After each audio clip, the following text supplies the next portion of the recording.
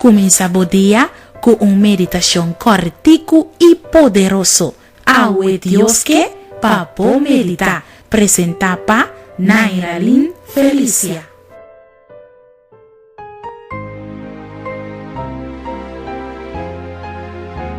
El título de nuestra meditación pa aweta: no despreciar otro nan. Nunca no menospreciar el valor de un mucha.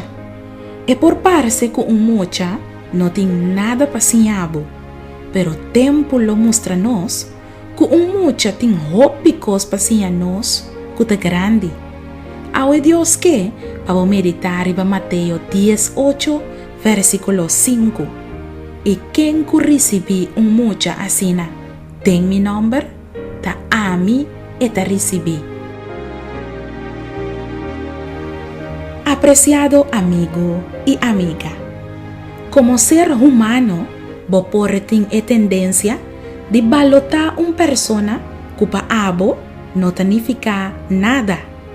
Como ser humano, vos pensa que tiene algún demasiado young y que no tiene nada para enseñar y no tiene nada para aconsejar abo que está grande.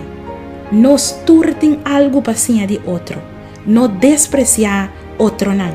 Es un que recibí un mucha en nombre de Jesús a recibir Jesús mes.